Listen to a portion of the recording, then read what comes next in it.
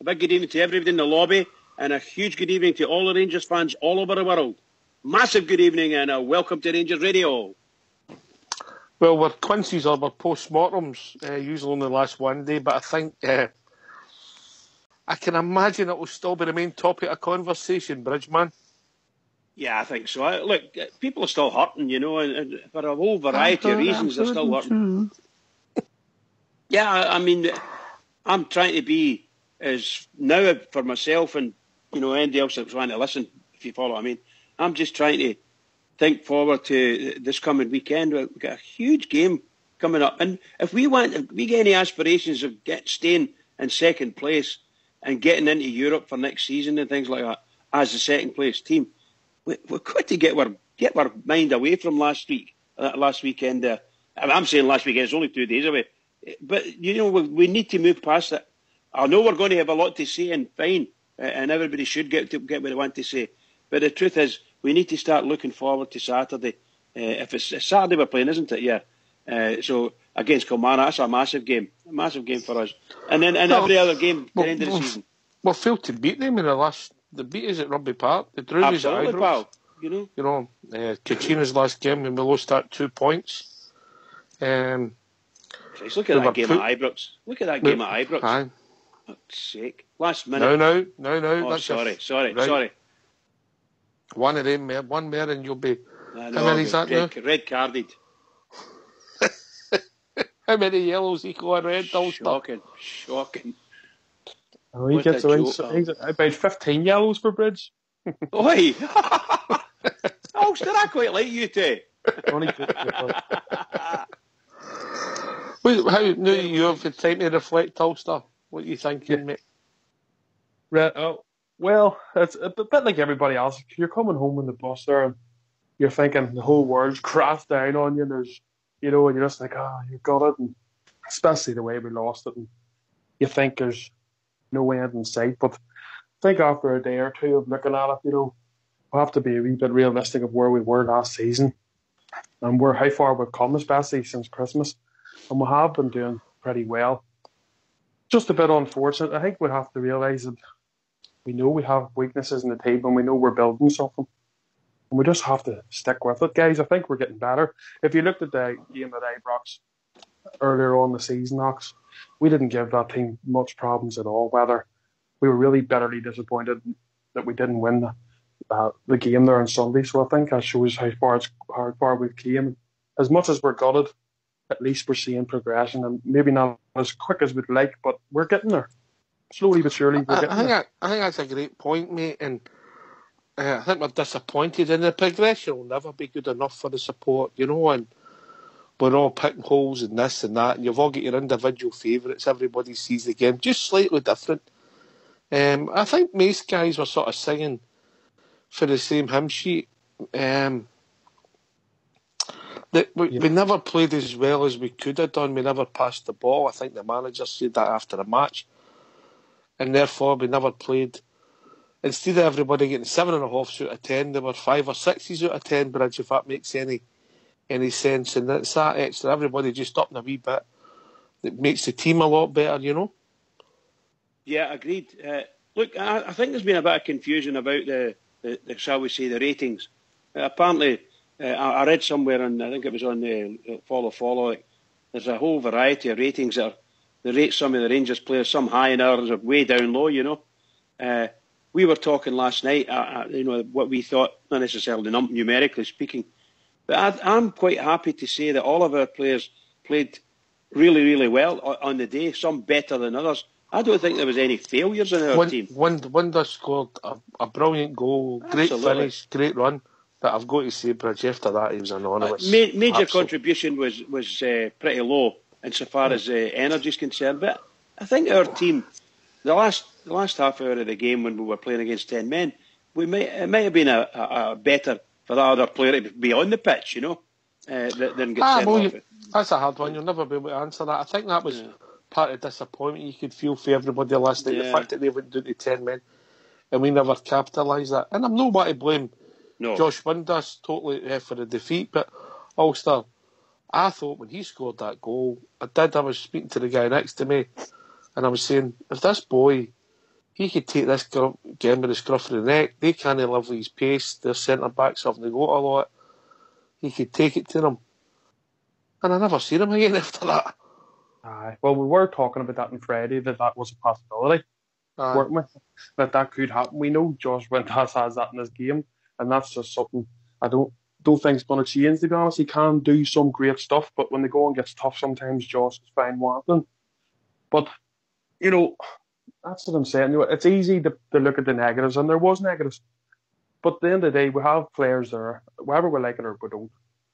That team, in green and white, who we don't like, are more experienced in those big games. That's a team that's been built over the last 2 or 3 years, maybe a bit longer. Our team's only been starting, with these new signings the last couple of months, and we give them a game at Ibrox. We were actually disappointed we didn't win that game. Before even that they went down to 10 men, we still, we were 2-2, well in the game. And I just think at times they showed their experience that we didn't show. And that's just unfortunate for us. But if we don't hit the destruct button and look at the positives, those players, like said Doherty and young Goss, who have never been in probably a game of so high intensity like that, they'll learn from that and they'll become better. And as we progress on the end of the season and we add more quality, we'll come back stronger from it, to be honest. And this is what, like said Doherty, he'll never want to feel like that again. Neither will Goss and a few other players. They don't want that disappointment again, so they'll learn from it. I'm sure they'll work harder for it and we'll come back stronger. Hey, Prince, your boy's all grown up, isn't he? Absolutely, yeah, absolutely. If you just look through, particularly our midfield, which is in all probability that the two we call sort of Goss and the young lad from Doherty, Goss and Doherty, they both never shone as much as we would like them to have shone, obviously, and they got overrun a bit in midfield. I watched the boy Doherty closely on Sunday. It was one of the things I was wanting to watch. And he never had me. He just... No. I was just meaning... He couldn't get involved. And I think the booking affected Goss a bit. I mean, I'm not saying he's not a natural ball winner, but he then becomes maybe too timid because you're being booked, and he becomes ineffective. And I thought the substitution, taking Goss off, made a bit of sense because of the booking. Now, maybe play-wise it didn't make sense, but because of the booking it made sense, and I could get what he was coming through with that. Yeah. They didn't play. They weren't awful. They weren't. No. They just got outnumbered, had a hard job today, stuck to their task. Ultimately, they never influenced the game going forward as much as we would have liked. But they showed touches and glimpses. Yeah, I was bitterly disappointed for Goss getting booked. I'm not being funny. Okay, it was a bit late, but bitterly disappointed when you think the things that Scott Brown was doing and standing in front of the Rangers fans and giving it loudy. No, the main stand. No. Wait a minute. There's nothing. There's one of the few things you can do worse in football is to stand there and bait the fans. That's wrong in anybody's language. And the referee should be speaking to these people, and the FA should be speaking to them. That kind of antagonism needs to stop. However, our player, who's probably one of the cleanest players in the country, he gets a booking for a wee late tackle. But it's probably his first, maybe his second tackle, when there was a whole myriad of tackles going on all over the park, particularly from the opposition. They were pretty poor tackles, and could have had a booking, and the referee refused to speak to some of them when they looked kind of rough, However, I'm not here. I want to moan. I'm just saying, as far as I'm concerned, we did our best, and I'll echo what Ulster's words there when he says, at the end of the day, we went there and we came home disappointed that we didn't actually win. The last wee while we were playing about with the ball down between Candace and Tavernier, and we never put the ball across when we could have had many chances to do so. There were times we just wanted to hold the ball and play tip-tap, and okay, Celtic just let them do that at times. And that was just a waste of time for us. So there's lots of wee things that you can think back and say, we should have done this. We created space and we created opportunities, but we never delivered. It was a killer. The balls were poor coming in, they were very poor balls. Look, we've been seeing it all season. The balls are poor coming in, And of course, can I just go back to my favourite position, the centre half pair? I'm sorry, they were very ineffective at times, during the game. Their man marking was poor at times, and again, their tackles were soft at times. So I think Cardozo that's my disappointment. Not that they're really bad, just my disappointment. I thought Cardozo was culpable for 2 of the goals, mate. He was involved in 2 of the goals. He could have done better, but I don't know who it was. It's somebody come on either. I think you show last night and pointed out that Cardozo's not really played a cameo appearance up at Pittodrie or something in about 7 months since the Motherwell game. So you talk about match fitness and all that stuff. Yeah, so it maybe been a factor, but the boy he was involved in 2 of their 3 goals. Good finishes granted, but however he could have done slightly better. Can I come in on that, Oxy? It's just to say, it's not a blame thing. I'm not blaming him. All I'm doing is to be pointing out, for giving critique. And yes, look at one of the things our team has got, or our club's got now, is we're a very, very small squad, even smaller with the injuries. So the quality players that we've got are, shall we say, there's an awful lot of them injured. And there's the last quality, a bit of quality in our defence that has been anyway, is young Bates now. He's injured. I don't know how long he's going to be out for, but he's had to go off in a really key game. And that's the tragedy for Rangers. We just don't have that, let's put one on top of another. We've not even got a young lad, a Jamie Barjonas, that he can stick in it anywhere at all. Just let him go on with it. I'm not saying he's going to be a big hit, but my goodness gracious. Young Cardozo, he's not had, he's lucky if he's had an hour's football in the last number of months at top level. So it's very difficult, really, really difficult, And hats off to Mr. Murty for getting a team on the park that put that performance in at 2-1. So I thought to myself, we've come back here, we're going to win this. We're definitely going to win this game. They're never going to beat us. And there you go.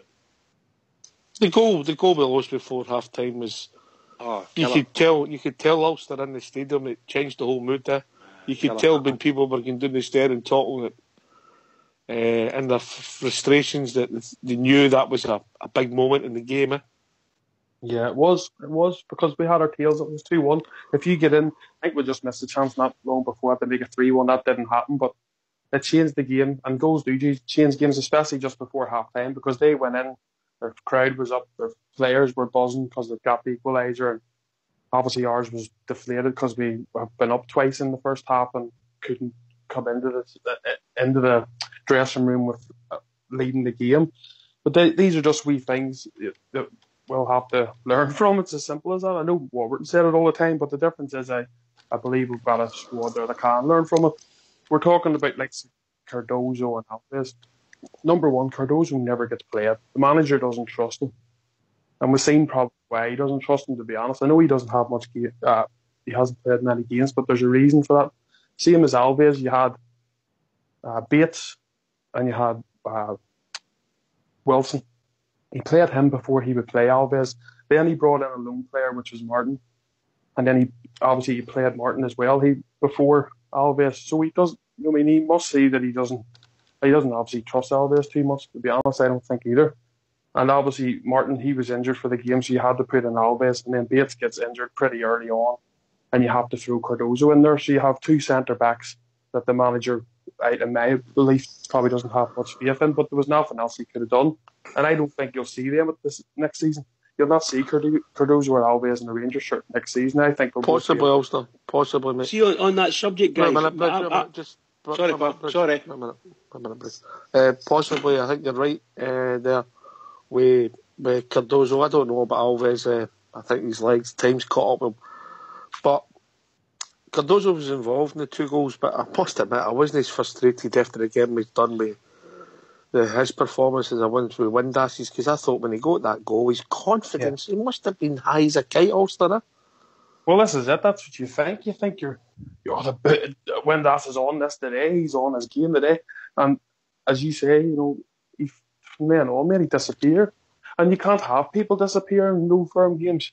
Not in any game, but in other games, maybe your St. Johnson's and all. Yes, we give them respect. But you can have maybe a couple of players that are maybe not on it. And you maybe still get through the game because the rest of the quality, can hide that.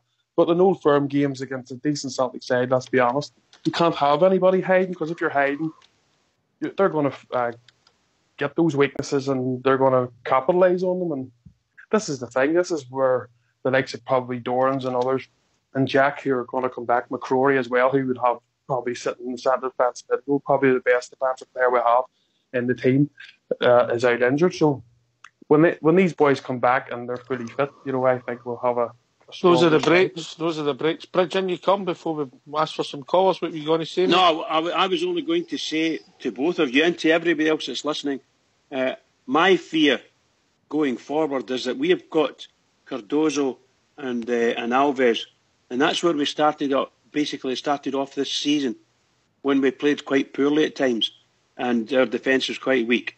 So we have got weaknesses in defence then. Well, we had weaknesses in defence then, and here we've reverted back to them.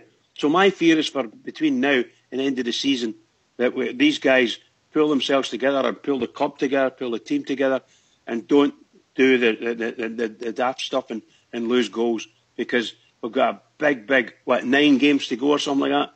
We really need to go there, and we'd love to get into the cup final and win the cup.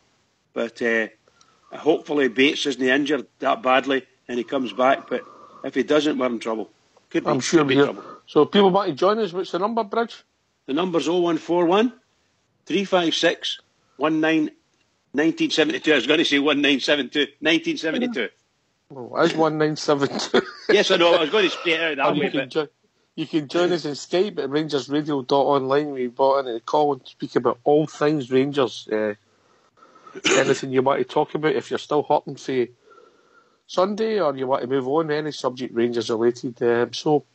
We've been joined with our first caller, and we've not heard from him since Sunday. Is young Mount Vernon. Evening, Mount.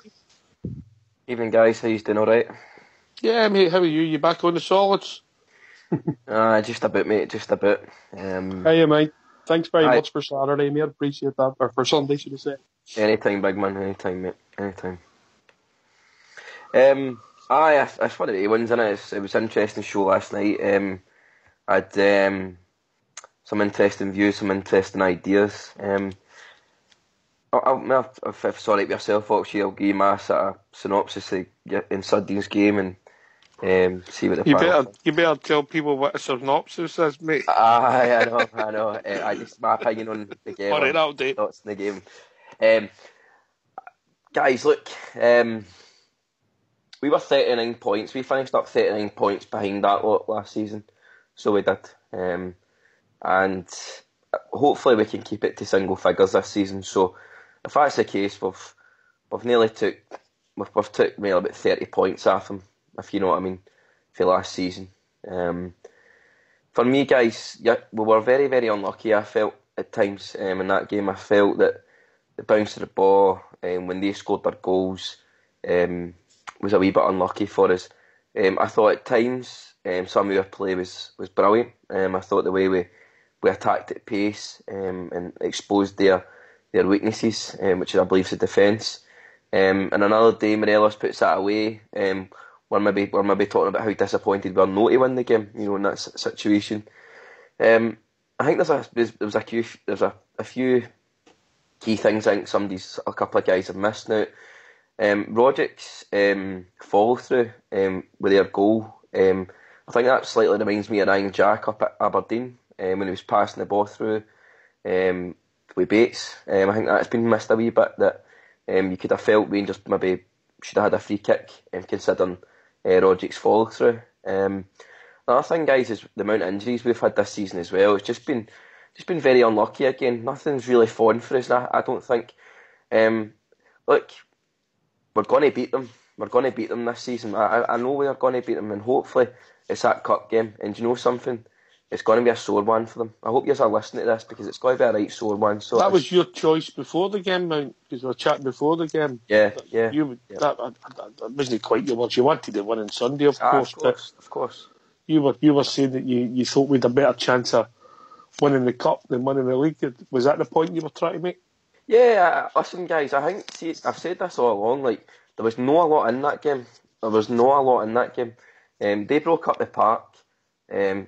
Roger set them up to hang on for about 70 minutes onwards after the red card. He set them up for a draw hang on. The boys went up the park. We've got 3 defenders in, or three players in him. He's still been able to take the ball in him and score. We can talk about the individual errors. We can talk about, it really was small margins again, and these games are about small margins. And I think what we've got to realise is that, you know what, guys, we've got a lot of debutants. That was Murphy's first Old Firm. That was Docherty's first Old Firm. Goss's first Old Firm. I mean, there's the 2 major midfield players for us. Due to injury, due to different injuries, different wee bit of bad luck in that midfield. A few of the guys are coming on here and slating the boys. I get everybody's entitled to their opinion, but I was proud of the players in Sunday. I thought they'd done well. I thought they handled the situations well. We're still a wee bit unlucky, and I think the quality's there now. And I think if we can just keep with them, just be that 12th man with them, there's a good chance we can get there, guys. It's not going to be, one wasn't built in a day. It's a bit of awkward want to say on Rangers Radio, but it wasn't. Excuse me? But as I said, guys, look, bit of patience, you know what I mean? A lot of debutants, that was their first Old Firm. Morelos is going to come good. Morelos will come good. The wee Here's man. A question for you, man. Here's a question for you. If it had been sitting 2-2, would people have been even angrier with Morelos? Aye, look, mate, it's one of these situations where, he's missed it. It's not the first one he's missed. It'll not probably the last one he misses in career. But you know what? The power of work. He frightened the hell out of their defenders in the first half.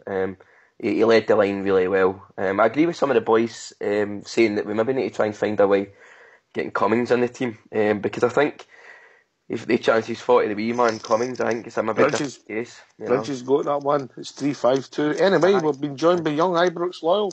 Evening, Ibrox. Evening, Trips. How you doing? How you doing, mate? I'm not bad, mate. Not bad. So is it a 34 long dinner suit you're looking for, Lenny, for Saturday? No, I've got to get my 10 foot up the stairs, so... Bridges got one that might just fit you. Just give him a new scarf and he'll be fine. Oh, no, mate, no, I like my scarf, mate, I like my scarf. So what's on your mind, Ibrox, now you've had time to reflect, mate? Don't get me wrong, mate, I'm still devastated, but I'm a bit, now just says there, we've got a very, very important cup game coming up in the semi-final. Again, a bit like Bridge says a few seasons back, if we beat them, that is going to devastate them so much that we could maybe see things change before the end of the season, or definitely by the beginning of next season. Again, I look back at Alfredo's missed 2 or 3 times, and it's like Jason Cummings in that situation tucks it away, mate. But I'm not going to criticise Morelos too much, mate, because we talked about last night. Apart from that, especially in the first half, he was one of our better players. It's just there's too many misses coming now, and I'm just hoping we can do something in training to try and turn that around for the rest of the games remaining of this season, mate. Yeah, a confidence thing, maybe with a wee fella. He's not scored as often as he should have done, and people were pointing out he didn't have good finishing against Falkirk. What was the game before that? St Johnstone, was it St Johnstone? Had a lot of drink at the weekend, Bridge. It was St Johnstone, wasn't it? And he worked all right that night, but the goals, he got brought down for the penalty kick, etc. Maybe just needs a bit of confidence, and hopefully he'll get there. And if he's going to be with his longer term, personally, I think he might still go this summer. But we'll just see what it takes us. He's not the worst player we've ever had. I mean, he's had 2 horrendous misses. The one at United and the one on Sunday will live in a memory for a long time. Mount Vernon, eh? Aye, listen, it's Van Vossen-esque, isn't it?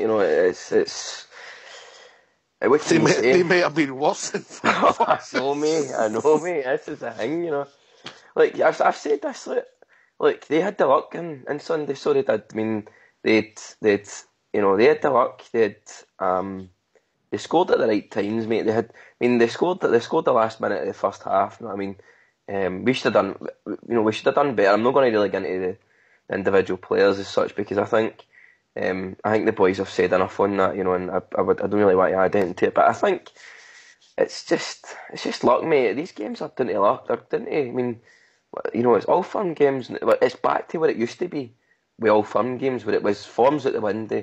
It's about the team on the day and who's got the luck. If the ball falls your way, the ball just didn't fall our way on Sunday. We didn't, you know, it just doesn't. Sometimes it just doesn't happen for you, and we need to take that. We need to take that in the next game. That we gave him a right good game. Aye, it's a sore one. Aye, we don't want them. You know, you don't want them in our place getting off on, you know, getting off our head and all that. I get it all, but you know what? That'll come again. We find We've also been joined by somebody who always keeps calm, collective, and sees the... How we doing, Rudy Bear? Hi, Rudy! How are you doing, Rudy? Aye, calm, collected. Now you've watched it for the fourth time. You see it any differently? I actually did watch the highlights again this afternoon. I did actually. Mount's made a lot of good points there. You know, it's gone now. That's it. You know, we ran them close, but you know, the point I think I made last night was, you know, the conclusion I came to was we just weren't good enough on the day. It's as simple as that. There's no other way of looking at it. You know, we took the lead twice. We couldn't hold on to it. We lost it twice through bad defending, and then a 10-man Celtic side broke away, scored a third goal, beat us. That's what it comes down to. That's the basics of the game. You know, you can talk about individual performances, as Mount said, you know, we've already done that, you know, so there's no need to go rake our old coals, you know, we've done it. It was painful, it's still painful, you know, but this game coming up at the weekend is going to be absolutely huge for Graham Murray, because Kelly are playing well, Steve Clark's got them playing some good football, you know, the bags of confidence to now Kelly. It's going to be a big game on Saturday. I dread to think how the support will feel if he loses that game, because we do need a good sort of 9 games, a good run into the end of the season. Make sure we keep that second place for the European football, as Bridgman pointed out. You know, so I'm a bit calmer than I was last night. You know, and thank God for that.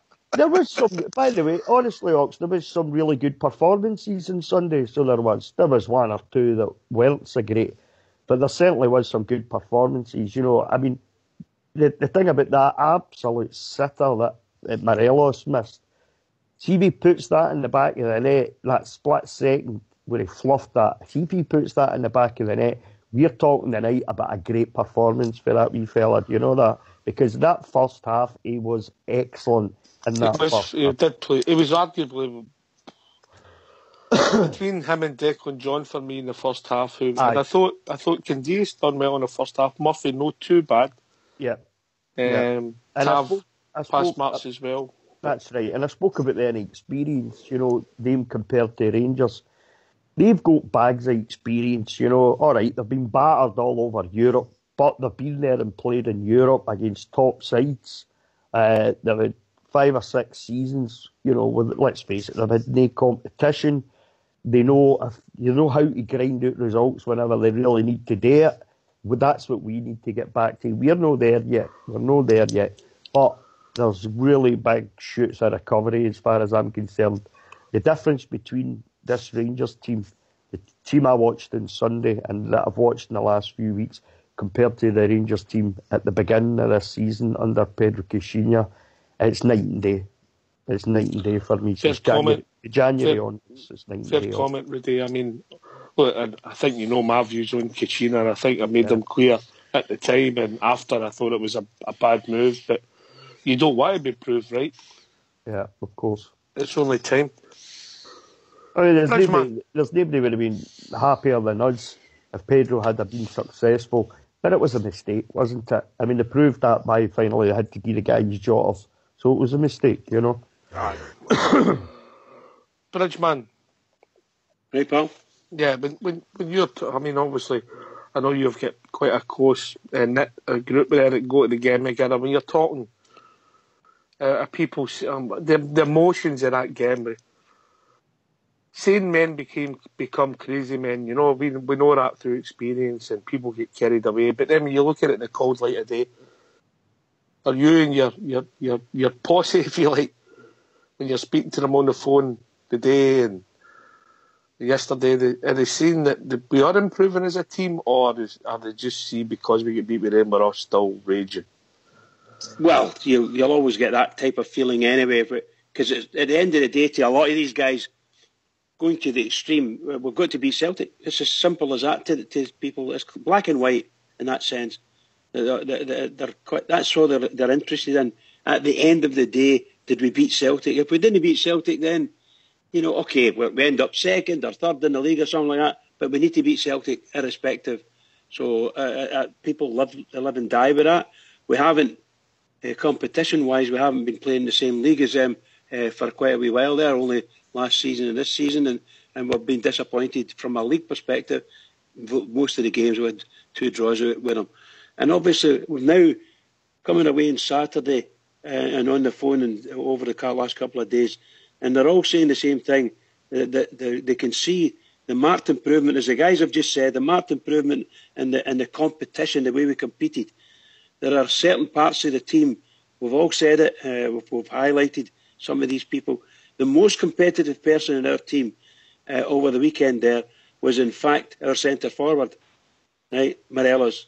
He did more damage to Celtic in the way he ran these centre halves and bumped into them and pushed them and shoved them, and they fell over him and God knows what. He had more competitiveness in his game than the rest of the players. That's no their fault or anything. I'm just saying he was there. So that if we could take his competitiveness and stick that into our midfielders, and let's see how it goes. But they're nobody going to die. They're not going to jump off the bridge because we get beat that way. We're gutted for ourselves because it was our own fault. We've been ahead against Celtic twice in the same game, and we ended up on the losing side and picked with 10 men. It gets to the point. Mount Vernon, I read in one of the forums that I think somebody said if Morelos and Windass had a baby. In other words, if Morelos had Windass composure in front of goal, because he has quite a nice finish on him, but Morelos' work rate and desire and competitiveness, as Bridges said, if Windass had that, what a player he would also be. Yeah, I think. Look, guys, I mean, I think it's you said it yourself, Foxy. It's one of the games where emotions are high and it's emotionally charged. It's probably, if not one of the hardest situations to ever see. Can I cut across you, mate? We've got a new caller on the phone, mate. Evening, caller. Evening, is that James? Oxjair, how we doing? How are you? All right, mate. What's your point? What's your name? I'm Sheikh O'Bear. Oh, Sheikh O'Bear. How you doing, mate? First time caller? Not bad. First time caller, you having a badge? No, I was phoning up there. That was still just touched on it there. I've been on the other follow and Rangers Telly and all the other online stuff. And me Morelos is getting slaughtered. And it's just, I think it's right. I don't know. I've seen Rangers millions of times, and I've never seen one Rangers striker have no missed chances. The top ever scorer, McCoy, missed more chances than any I've ever seen playing professional football. Yeah, this boy seems to be getting, castigated for the goal he's saving one and then a miss hit. It's just, I think it's awful. The fans need to cut him a bit of slack. You think the first half he was one of our better players, Sheiko? I certainly do. Yeah. And a lot of the things I've seen online about Jamie Murphy, Doherty, blah, blah, blah, I thought it was Rangers fans. They'd have been busting their gut all over the part the whole game. And I didn't think that was the case. Do you think we overreact when we lose to a certain team? Without doubt. You get 3 points for beating Celtic. I know there's a bit of kudos to be beating that mob, but you get 3 points for beating Hamilton. Morelos has scored the goals against them and whoever else, I just think he's 21. He's extended his contract with us, which means we'll get more money from when he does go. And so he's just another thing right you can do for us other than He hasn't scored against Celtic yet. And give him time, he's 21. Do you think people forget what age he is, mate? They don't see him as a 21-year-old because of the way he plays? Not necessarily, just because no one knows that much about him. Because they're Colombian, you know. We're saying if Jason Cummins was playing and if Ryan Hardy was still alive, it's just that he dislocated. Right, we don't know. What else did he mean to miss? The chances, or he didn't mean to go to save it. Oh, his face after it. His guts, so he is. Can I come in on Alex? On you go, mate. I was just going to say, what's the chap's name again? Chico Bear. Chico Bear, how you doing, pals? Bridgman here. Like, I mean, actually, when I was on the forums and I was reading the same stuff, I've got a great deal of sympathy for all of our players. But I think from a fan perspective, the disappointment is enormous. Absolutely enormous. Mm-hmm. There was a, shall we say, a bit of an expectation that we could actually beat that team. And we saw as the game progressed up to probably the last 20 minutes, we looked as if we could. At times they got in the ascendancy and then we got on.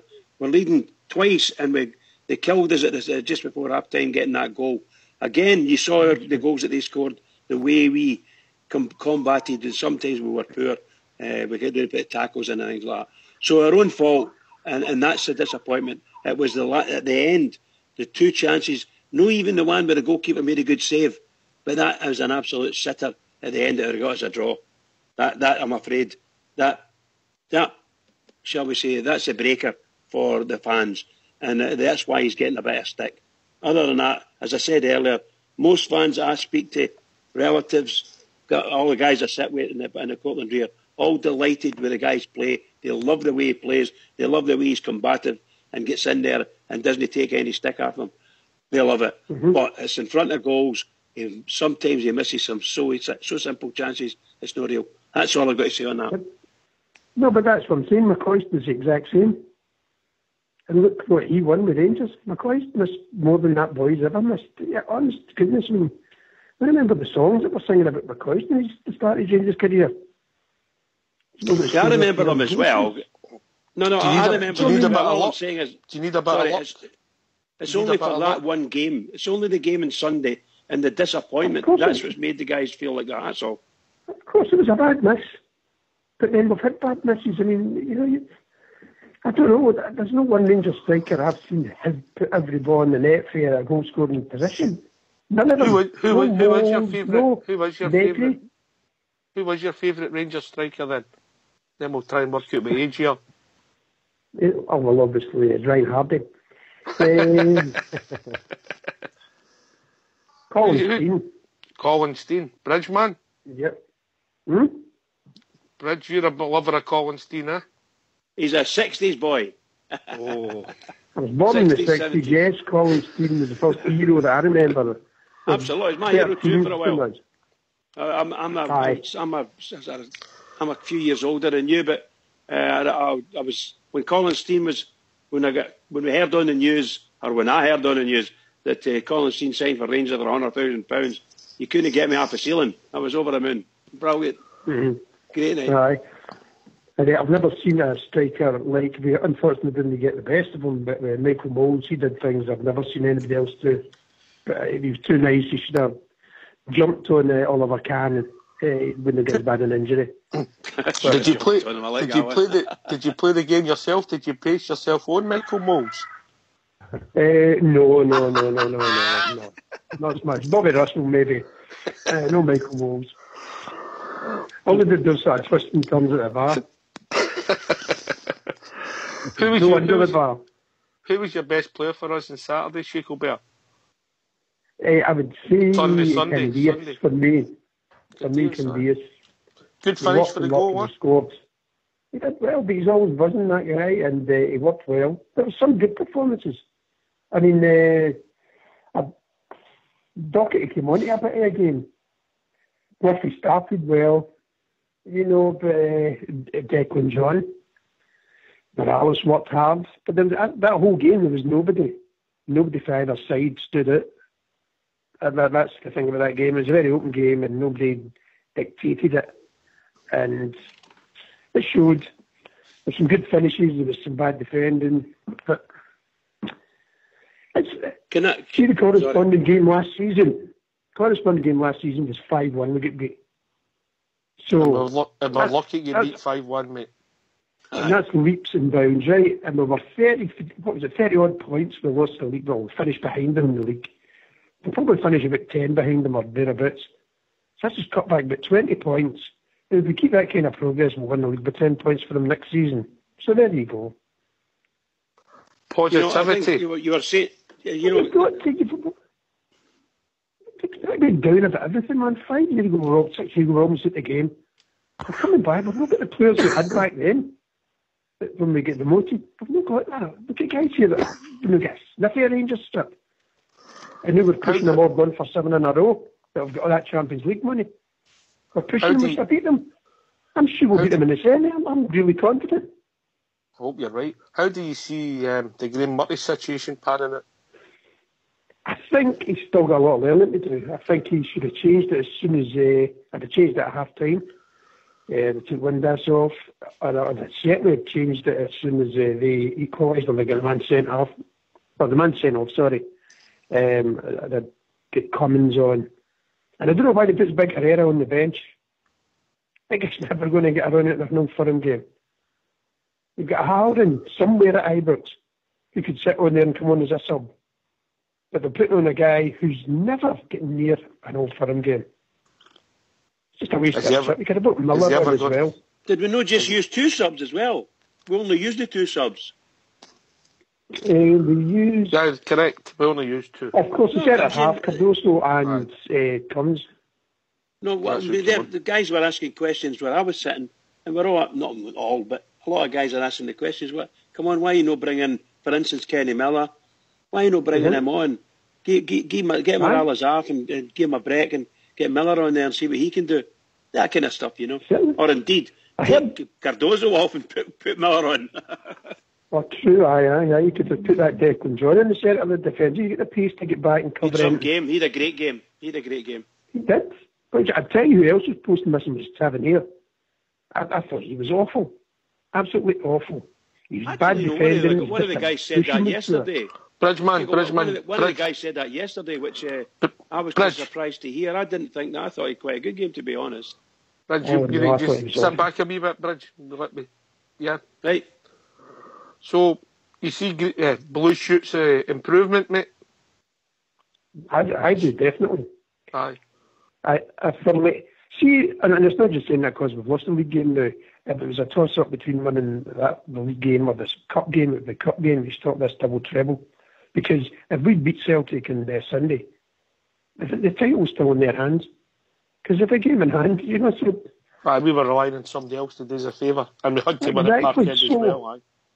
Aye, and then we'd have had to have won all the games, you know, so it was a long shot.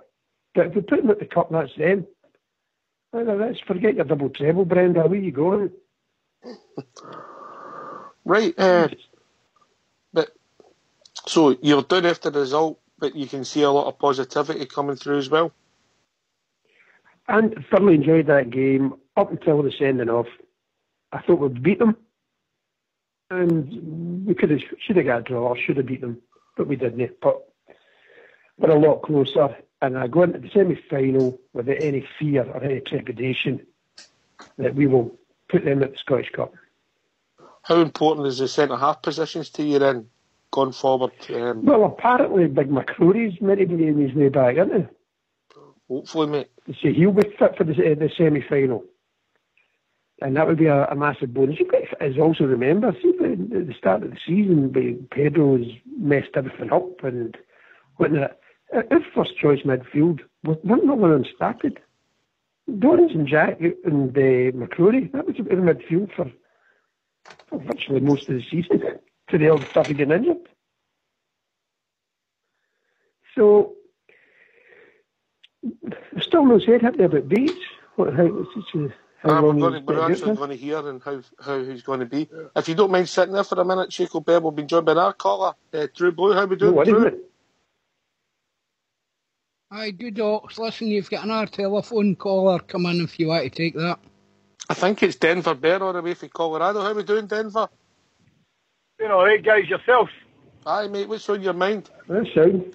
Just listening to the talk about the Buffalo, we Morelos. I'm going to give you 3 names, and I don't want you having nightmares tonight, guys. All right? So Right, I'm going to give then. you Billy Urquhart, Andy Kennedy, and Francis Jeffers. If that's not enough to give you nightmares in comparison to that wee man, I don't know what is. There you go. Well Billy said. Urquhart. How you spelling Billy Urquhart? Billy Bucket. WILKIE. TIT. Right, okay. True Blue, So there you go, guys. you must have somebody worse than that up your sleeve. Aye. Chibo. Gally Scott. Austinstad. See, Austinstad. Somebody's coming with Austinstad. Graham 5. I keep it in perspective, guys. Keep it in perspective, man.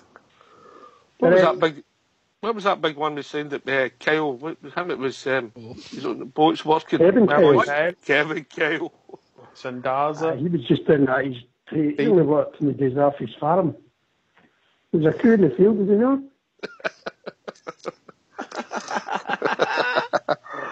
Denver, you getting else on your mind, mate? That's it, guys. I'll call you back later, okay? All right, mate. All right, cheers. I've still not calmed down about Alves and Cardoso, so I'm going to hang up right now. I don't want to go back into that shite again. All right, bye, guys. See you later, Denver. Cheers. We're going to have to go and visit him. He's taking it bad, isn't he? Oh, Yeah. He's just not having it at all, is he? He's not an Alves and Cardozo fan. True Blue, what's your... The mind Alves that bad. I think Alves was that bad on Sunday, to be honest. Good in the air, but on the deck. He was very good in there. Aye. It was in his biography's piece. Cardozo's been off the scene nearly longer than Rose West. You know what I mean? The boy was injured when he's come into that game. Alves, injury 1 game back, I know I'm not making excuses for them, but I think it has a bearing on things, you know? You're right enough. That's what I said. The point I was going to make, guys, is we were expecting to win on Sunday. No, just 2 games ago with them. I'm sitting there hoping they don't get into double figures. This is how far we've come. I think we were unlucky on Sunday. I don't think we played great on Sunday either. I think we're capable of playing a lot better.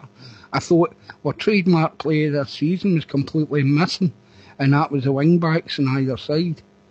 You know, Murphy and Declan John and Tavernier and Cardoso on the other side. True Blue, were you more disappointed that we lost or more disappointed that we never won because of the circumstances? I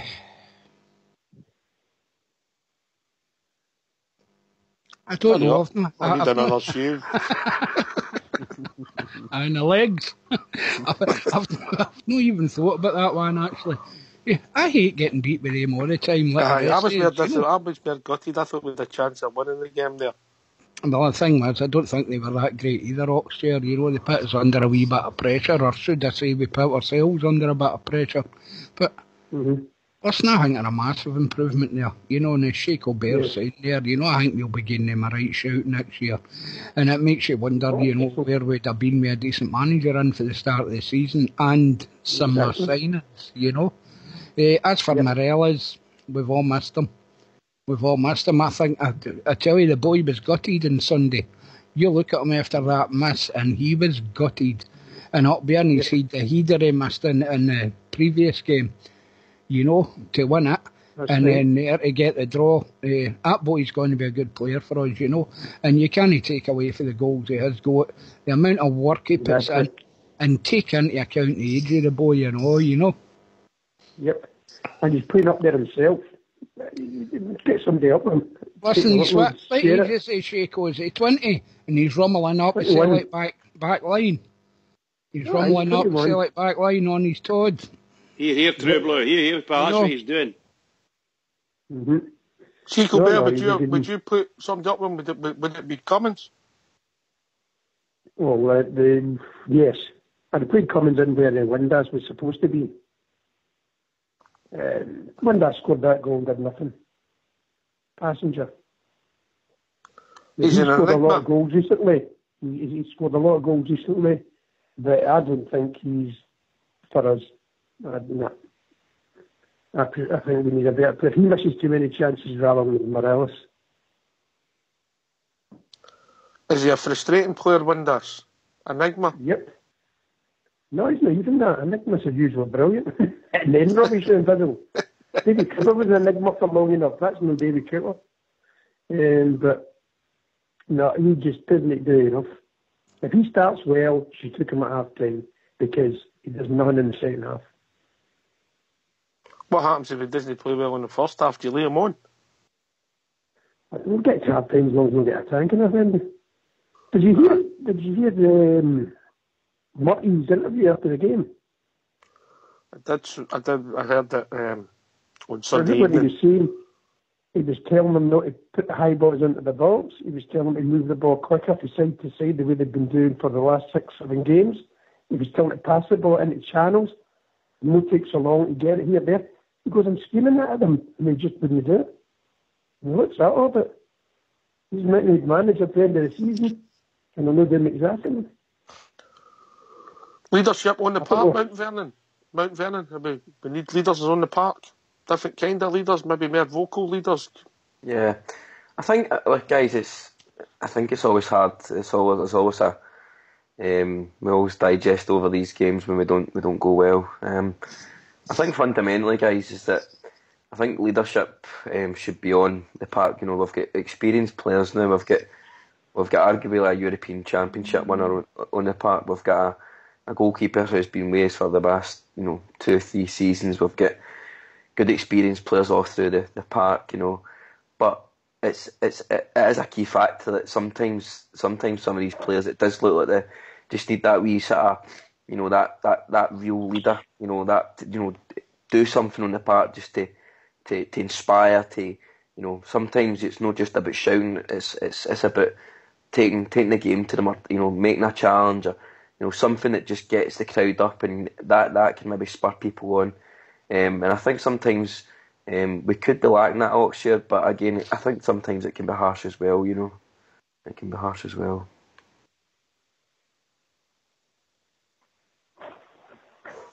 You need a bit of luck. You need a bit of luck, Bridge, in that game. And that is that a factor? Oh, absolutely. Luck's a lot. In fact, everything. Just to be told, it's inches. It could be inches in that ball that young Morelos actually hit. He didn't actually hit his foot. It hit his shin or his leg above the boot. It looked as if his eyes were shut or something like that. And the ball just bounced up and hit his leg and went and hit the post. I don't know what would have happened if it hit his boot. It might have been at the bar or something like that. But I'm just saying that kind of luck. It's all there. It's in certain places. If Goss, manages to get his tackle in against the big Australian boy that scored that goal, it's they're different games. If only Cardozo would have pulled the big Dembele boy down before he got into the box. If only their goalkeeper would have stayed at the back. It's just luck and chance. That's all. Correct. There was many things in the game. Or Cadiz would have got to Brown about 10 seconds earlier and put him on his backside so he didn't hoof the ball up the park. Of course, absolutely, pal. I mean, all these wee things, it's just chance, isn't it? You don't think much of it, and then when you watch it, if Rudy watches maybe once or twice, maybe even 3 times, and he'll pick up with these wee things, but there's so many of them. I'd like to hear what Rudy's got to say about those incidents after looking at it 2 or 3 times. It'd be really interesting to hear what Rudy's got to say about them. Maybe after the tunes or whatever, Chico Bear was the goal before half time, the turning point in the whole game for you? Yes. That's it. Scott Brown can make that pass in a million years. I've seen when he tackled him, he didn't his usual crap passing. Kicked it at the park or put it 10 yards in front of him. He just hooked that ball. They've all stopped for the foul, and the ref's seen where it's landed and let him go. Cardoso was on Dembele. If the goalie stays in his line, he's going to make a decision how he's going to beat him.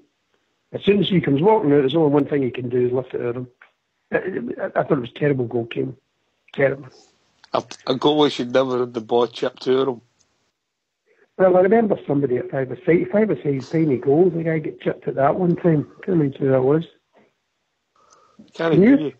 No, I can't. No. Rudy, you've watched it back for the 4th time.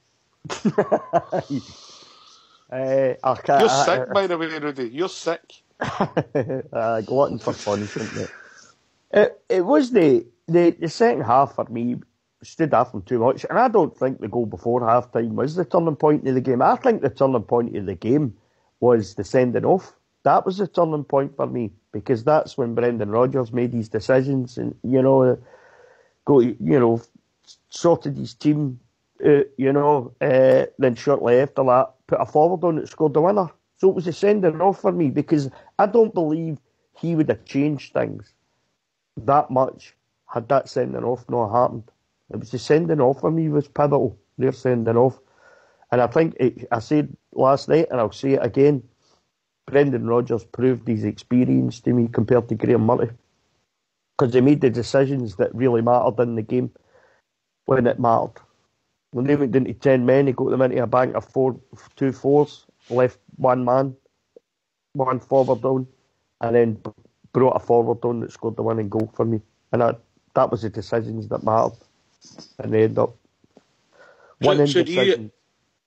Rudy, do you actually think that Murty was at fault in some way for not doing these things? Well, it's are like we going back to this thing of luck? If only Murty would have said, let's put another. In fact, if only Murty would have said, let's put another 2 substitutes in, because we only used 2 substitutes, and I don't understand why. However, maybe you could tell us that. It's a combination, Bridge, isn't it? It's both things in it. It's decisions made by the manager. And don't get me wrong, I saw the interview where he was saying he was telling them to play the way they've been playing the last 6 or 7 games. He's telling them to play through the channels. And, they've been great at that recently in previous games, But they stopped doing that in the second half. And he's standing in the sidelines, waving his arms about. He's telling them to get on with it and play the way they can play. And they just didn't respond for some reason. So it's probably a combination of a few things, Bridge. Not just down to luck. Luck, you make your own luck sometimes in football, Anyway, gentlemen, if you don't mind going on mute, we're going to have a tune for your Fox.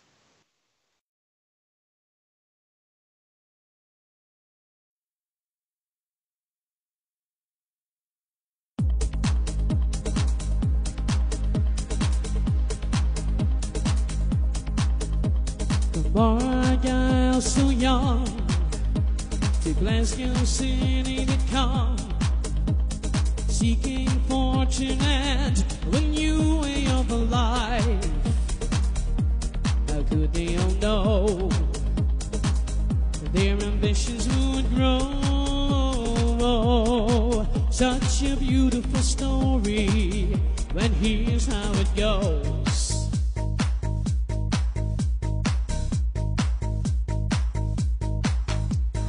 4 lads had a dream to start a football team.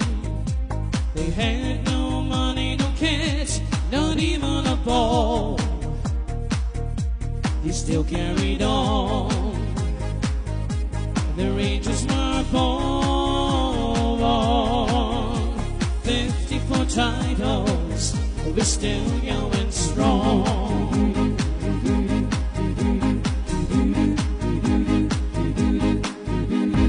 Hoist up your Rangers flags, sing with your hearts and voice. Let's celebrate the greatest club in the world. Let our history show what we already know. We are the Rangers, the greatest of all.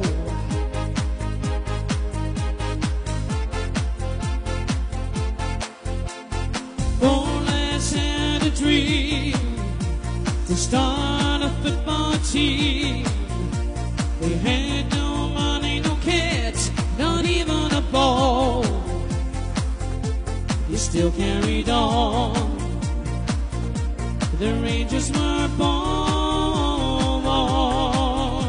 54 titles, we're still going strong.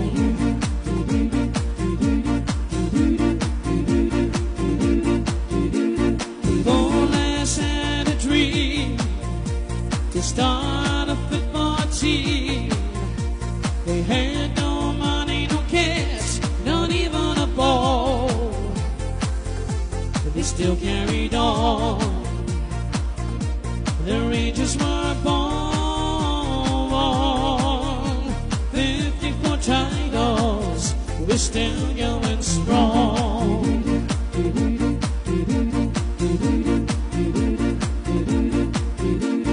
Bournemouth had a dream to start a football team.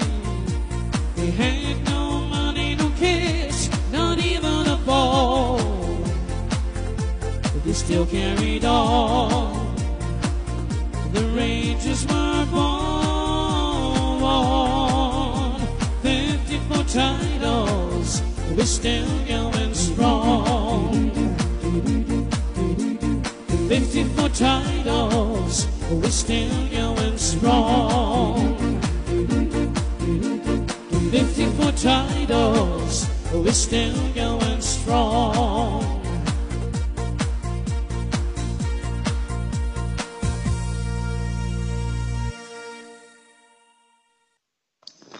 Well back? Yep. So we've also been joined by Travel Rock. How we doing, Travel? You calm down, mate? Hello there, how you doing? How we doing, Travel? Hi, Travel, how's it going? Right, Travel. Aye, alright. Alright, Foxy boy. Foxy's busy. He's busy. Oh, is he? He's busy. His Cheltenham wasn't very good. Oh, I'll tell you, my Cheltenham was a bit like my team on Sunday. Got off to a right flyer, first two winners. By the last race, I'm down the back of the couch looking for old copers. You're the first two winners? Aye. Alright, okay. Anyway. That usually does you. Anyway. Right, I'm going to go back, right. I'm loving everybody's optimism. But I'm telling you the now, if we go into that semi-final with Josh Windass and that team, we're beat. Look, I get your point. I thought he was anonymous on Sunday, mate, and he's got the heart of a mouse, right?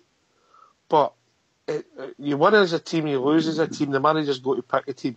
I don't know if I'd play him in the Celtic game, but there's another 10 men on the pitch. It's park. a formation.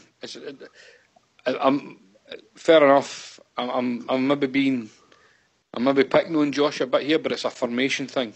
I mean, what he should have done on Sunday, we need a midfield that when he scored that goal, Travel Rug, he should have walked right up the tunnel and done us all a favour. But we need bodies, we need people that are willing to work, we're needing people that are willing to put a fit in, we're needing people that will make sacrifices, and Josh Windass won't do that. He's proved that, Travel, over and over again, hasn't Exactly, mate. I'll get back to it. I can't trust him. Yep. I can't trust him in the big games. Chico Bear, what's your views on Windass? You seem to like skillful players. I'd rather have his dad in the team than him. The new.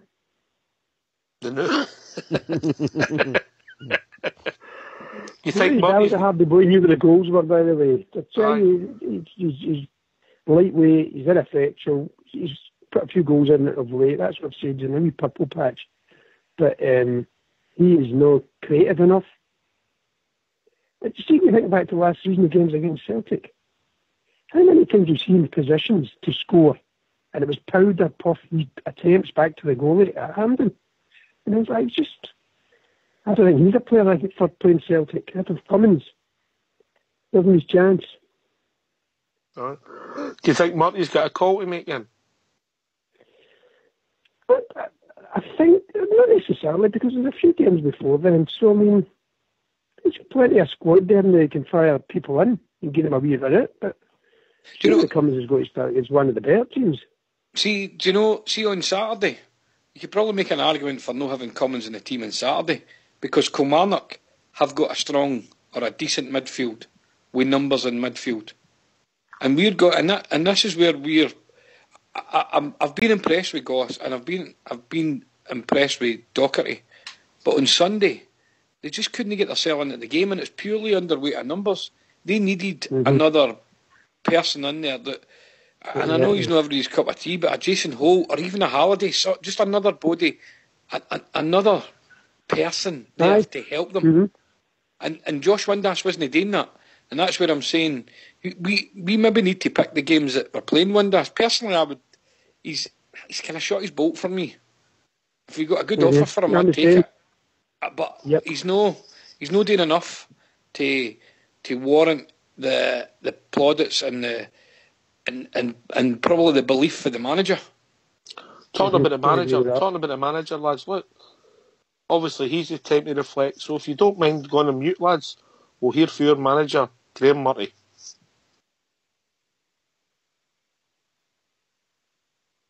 How's David Bates? What's the injury update on him? David's going to have a scan on his ankle. It's a freak injury. David steps to the ball and goes to try and make a block. The ball flicks off his shin, which takes it out of Wes's grasp. And as Rogic has a shot, he comes down on David's ankle completely unintentionally. It looked a nasty one at the time, and David's obviously upset. We won't know the extent of it until we have it scanned. So he's off at the moment with his foot up. He's got a very fat ankle. But obviously we're disappointed for him. We'll actually just make sure we take our time to get the assessment done properly, and we'll have a proper prognosis and a timescale for everyone to hear in due course. Is it right that he hasn't broken it? There's no break. Okay. How difficult is it to lose a player like him at this stage of the season?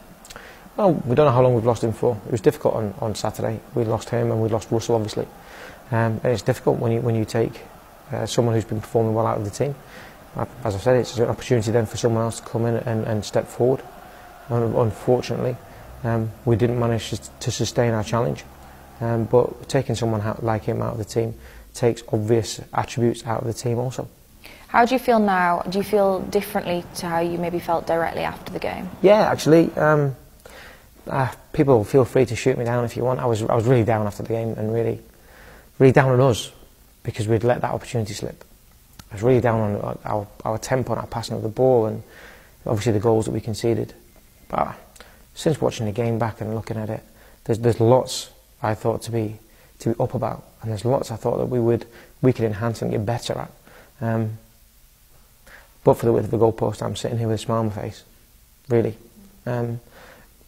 But we know that at that level, when we're playing against people of that quality, we can't afford to give them easy opportunities like we did. So we've shot ourselves in the foot there. We've made it difficult for ourselves. But I still think we did more than enough to get a draw. And having watched it back, I think if we'd have got a draw, I think Celtic would have walked out happy. Do you think that's just my opinion? Do you think any of this is about being street smart, about your players perhaps being more street smart? I think it's basics and fundamentals of defending, getting yourself between the ball and the goal, not allowing people to have a run on you, which are all things that are taught from year dot until professional standard, that at the very, very highest level you need to be immaculate at, and we weren't. But also I do think that when they went down to 10 men, they upped their intensity levels 10%. And I also think unintentionally and subconsciously we possibly came down a little bit. Rather than us ramping up 10 or 15% in terms of our tempo and our aggression to penetrate, we kind of went down a little bit. And that allowed them to get set, to get a shape, to be very difficult to break down. And then we didn't move the ball quickly enough. And that's why, because they're a well-drilled, well-organised team with good players in it. And we're still walking off the pitch, having had numerous opportunities, not able to take them, and they took theirs. Personally for you, this is maybe your first significant defeat in charge of Rangers, so how do you shut out the noise that now comes from that? I don't think it's my first significant defeat. I think we've had significant ones for different reasons. It's my first defeat against Celtic. It's my first defeat where people have walked into the game thinking we're going to win it. Let's not forget, the first game I did against Celtic, we were touted as the worst Rangers team ever. We're going to get beat 8-0. So we've come a distance, and we're closer to them than we were. But the disappointment will come from that sense of having the opportunity and letting it go, and letting that slip out of our grasp. So that's the ultimate disappointment. What we have to do is make sure we take the positives from the game and look forward to obviously Kilmarnock and moving us forward up the league. And identifying the things that we did really well that we can go and exploit in the semi-final. But I think for a first Old Firm experience for some of our players, I think it was a positive learning experience. I think I will be better for this experience. I think the players will be better for this experience. And I do have to say, I've never experienced an atmosphere like it in my life. I've been at Parkhead. I've played in front of 80,000 at Old Trafford. I was not prepared for the wall of sound that hit me when we scored our first goal. I was not prepared for it. I've got nothing to equate it to. And as a learning experience as a young manager, and as hard as it is and as bitter as it is right now, I'll be far, far better for it. I wish it hadn't happened. I wish we'd won.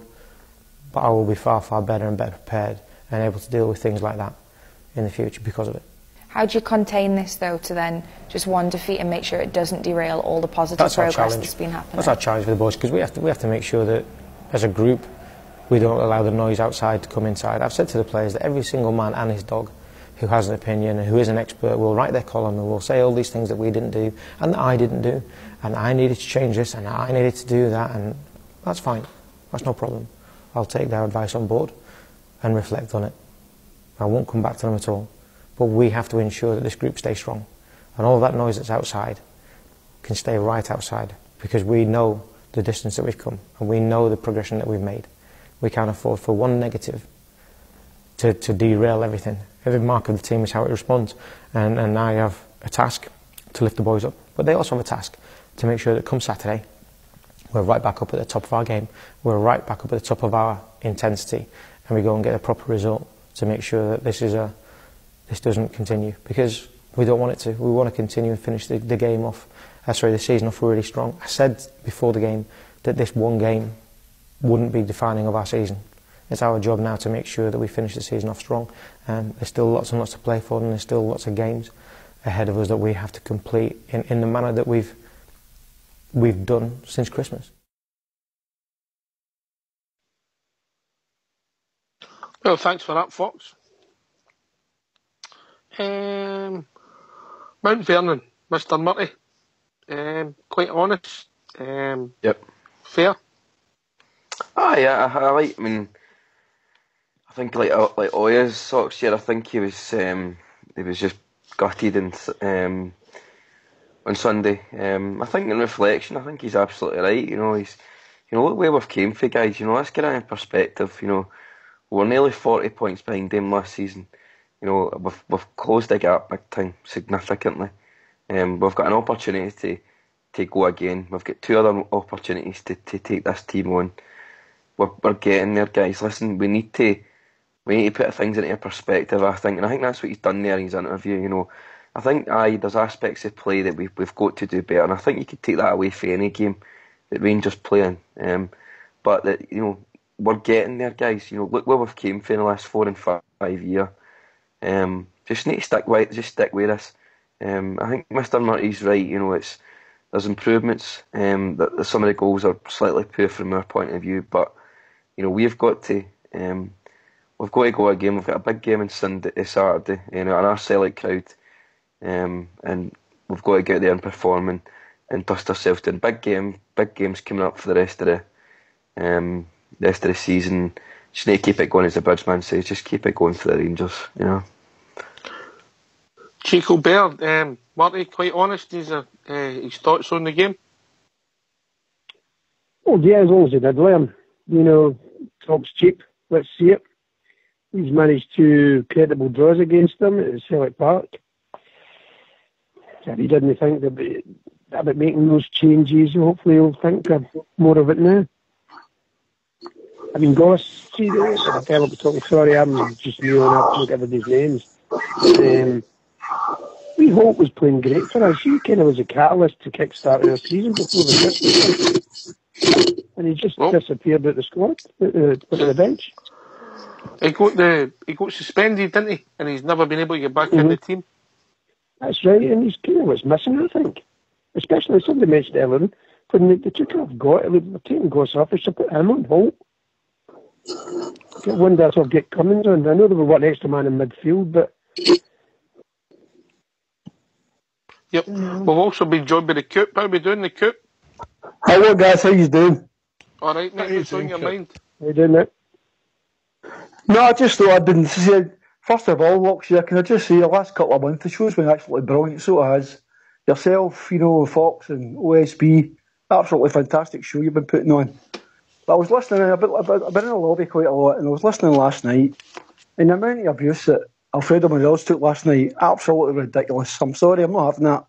You know, I just thought a lot of folk forget that he's a young boy who's trying to learn the game. You know, a 21-year-old boy who's trying to learn the game, and folk are coming on here slaughtering him, so they are. I'm not happy with that at all, you know. I just thought I'd get that off my chest. I thought he was my best player. Him and Declan John were my best players in the first half on Sunday. I really did. I would agree with you there, Oxshire. Yeah, definitely. You know, I thought he worked their back line, made opportunities for the rest of the team. All right, he never had any chances in his own on the first half, but he had them worried and he was rattling. Yeah, well, he did. No, there was a lot of folk in the lobby last night. There was people in the lobby last night saying Morelos is crap. No, I'm not having that. I'm sorry. Coop, he's no crap. What's he there for? What's he there today, mate? He's there to score goals. He's there to score goals. Of course he is. That's part of his game. Yes, that's part of his game. Right now, the way we set up in the game, we play one up front. There's nobody else at our club that can play one up front apart from Morelos. Cummins can't do it. Kenny Miller did it. Kenny Miller did it for years. Kenny Miller's done. There's folk on here last night saying, "Come, get Cummins in there." Cummins can't play that game. Cummins not got the physicality. I think he has to be in a two myself, Cummins. I've got to be honest with you. I think he's going to be in a two. Absolutely, Oxia. Absolutely. I know Morelos is a centre forward, you know, and he's there to score goals. That's just a part of his game is to score goals. It's a very important part of his game to score goals. But he's also got to be there to hold the ball up and lay it off. And that's what he does. He does absolutely fantastic. So he does, you know. What I will say to you, Coop, is that game turns sane men into maniacs and we overreact. we do. Today. Anyway, we've also been joined by Alan63. Evening, Al. Hello, how you doing? Can I not get a chance to speak about Murray? Aye. I was going to do that. You can give me your tuppence with, but if you want. Who's got the dogs, Bob? No, me. My dogs are quiet tonight. Who's got the dogs? It's Shaco Bear. I'll hang up in the right and try and deal with the dog. All right. Not be the first time. It's been a pleasure joining you, boys. I shall return. All right. Thanks very much for the call, Shaco Bear. You keep up the good work. Cheers. I'll be in touch. Cheers. All the best, lads. Well, people. On you go, Travel Rug. Then we'll go to Alan63 because you cut him off in his prime there. I know, but right. Was there any need for him to say it was completely unintentional? What was that? What are you talking about? When he spoke about Rogic's tackle, follow through, shot, however you want to describe it, I'm not really caring whether it was unintentional or no. Was there any need for Murty to say that there? Is this Mr. Nice Guy again? I think the problem is that's his nature, mate. That's his nature. Come on. You know? Right, well, he's not got the balls to be a manager, I'm afraid, sorry. The cojones. Alan63. Right. I'll come back to you. He's come in and we'll come back to you. Calm down. Alan63, what's in your mind? Might be back to travel quicker than I think. I'll go back to my favourite caller, Travel Rug. What's on your mind?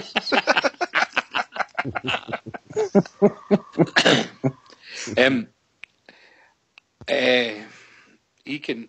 I know what he's saying about learning, and they're going to be better for the next game and all that. He's just put the pressure on. He's just keeping the pressure on himself there.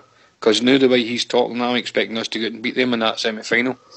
And if I'm being honest, see if he doesn't beat them in the semi-final, his goose is cooked for me.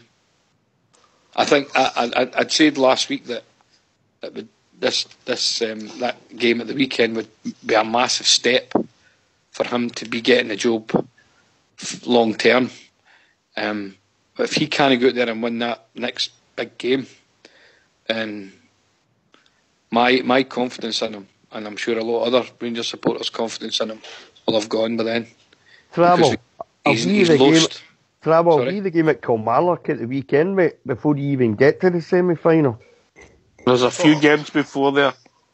You know what I mean? Mano next then. That's not going to be easy.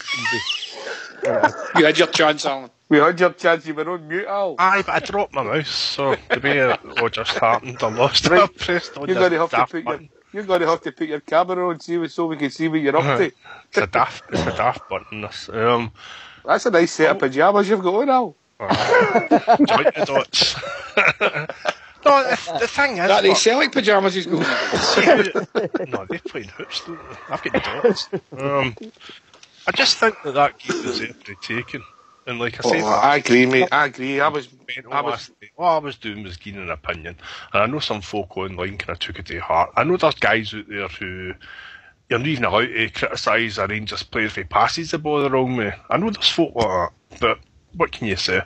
When it comes to Mr. Murray, it was there. He had to make 2 substitutions. He didn't do it.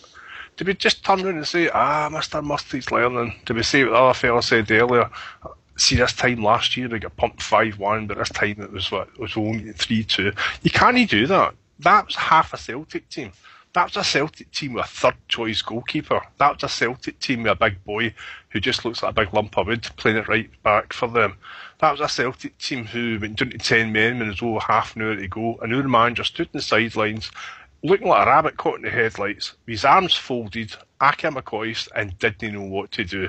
Now, if he'd have made the right substitutions, we could have won that game. And notice the most galling thing, we could have won that game even playing with the guy Cardoza at the back. No harm to the guy. He's unfit. That's not his fault. Well, right. True Blue, any thoughts? Quite a few. On you go, mate. I think Murray... The floor's all yours. I think Murray stabilised things as well, but I always thought he was a get-out clause for the board as well. If results go well, they can keep him in, say, he's done all right for us. If results go badly, they can bump him out with too much fuss or criticism. He certainly stabilised the team. We've had a good run lately. Certainly up against lesser opposition. But I agree with Alan, that game was there for the taking. But at the end of the day, it didn't happen. You know, if we Morellas, and I'm not having a go at him, if he puts that one away, but I don't think we're discussing Morty, are we? He might have been getting bummed up because he got as a result out of something. A draw again. Aye. And now, I agree with Traveller Notice, it's got to be taken a step further now. We've got to dent them now. And I'm certainly looking forward to a semi-final. I think that a lot of people learned a lot of stuff at Ibrox on Sunday there, and I hope they take it on board. They'll need to take it on board. And hopefully by then and all, we've got a few players coming back from injury. I mean, Drew, you've got to remember, we've been right unlucky with injuries against them. The last game, Alves got carried off in the first 15 minutes, didn't he? And then we lost the boy Bates there.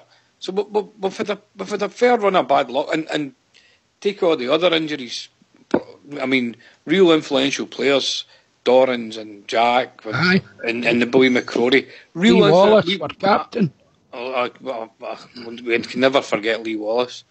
And then we lost Kenny for a wee while as well. So I think we've been unlucky, and I'm going to cut Graham Murray a bit of slack. But I tell you what, the heat's on, mate. If we need to, I agree with you, mate. I agree with you 100%. By the way, just for anybody that's interested, the Sheepshaggers beat Kilmarnock in penalties there. That's them in the next round of the cup. I don't think, I think, the spotlight should be kept on the board as well here. In regards, they're in a win-win situation with the manager they've got in situ at the minute. If it does all right, as I say, they keep him on travel. And if things don't go well, he was only the under-20s coach, let's get somebody else in now, without much criticism. That's the problem I've got. And I think, if you look at Murray as well, and I'm trying to take a step away from Sunday, being quite honest here. If we'd have kept Pedro or even Mark Warburton, I don't know if we'd have been in the position we're in it at the minute, I think we've also got to react, and I've been gutted, and I was more disappointed that we never won rather than won. I get your point now. If we'd have drew 3 each, I'd have still been disappointed, because I thought we'd had an opportunity to win the game, and I think to Murty's credit, Mr. Murty's credit, he's spot on, and I'll take this to Bridge. We didn't pass the ball well when they went down to 10 men. Well, that's what I was saying. A lot of the times we but it looked as if, or it felt like it from where we were sitting and watching. A lot of the times we were going down the right, we normally managed to whip some decent balls in and cause havoc. But no, we started playing silly tippy-tappy type passes, and then all of a sudden they can't get MD in, their crosses are getting blocked or whatever, and they try to go back the way, and they tried a bad pass, and all of a sudden, bang, away they go, they pick the ball up. And that's the part where I quite object to that type of play. I think it's crazy. When the guys have come on, and a couple of them have done it, and said that Tavernier didn't have a great game, that's the reason why he didn't have a great game. He didn't look as if he was in a great game, and particularly at the tail end of the second half. He wasn't getting the ball across. Candias even stopped getting the ball across as well. The times that the ball would put across and went out of the park was quite a lot as well. So very difficult. We had a lot of pressure, a lot of possession when they were down at 10 men. But they packed, when we were attacking, they packed it. I'll take this to Rudy Baird, and then we'll go to the Coop, because no head for the Coop. Rudy Baird's watched the game 7 times since Sunday. Go yourself, Rudy boy. I'm going to ask Rudy this when he watches it the 8th time. Rudy, can you have a look for me? During the game, and you get caught up in emotions, I was screaming at Candias and Tavernier because they were doing a lot of nice tappy stuff as Bridge puts it, making space, getting through it in the final ball. And there was one particular where I thought Tavernier should have put his foot through it for 8 yards. Have you seen that when you've watched it for the 9th time, Rudy? Yeah. You mentioned it the other night, and I agreed with you. That's exactly what he should have done. He should have put as much power into that as he could get. That's what he should have done. Laces straight through it. I thought in the second half, the tournament after the boil a wee bit. I mean, they played some nice football, got the ball up the wing. I thought their final ball into the box at times wasn't very good, I didn't think, at times. But then you could say that for the whole. I don't think they played well in the second half, to be honest. Particularly when we went down to 10 men. The Coop. They went down to 10 men, especially. Aye. The Coop, was that a frustration for you, just the final ball? Because we got ourselves in good positions, just never. I would agree with you there. But can I just say, I think Rudy Baird's a glutton for punishment, by the way.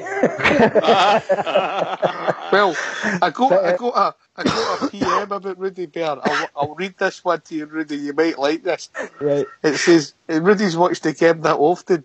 Is he into S&M? I says, he's more into... I said, Rudy, and I replied for you, Rudy, I said, he's more into M&S meal deals.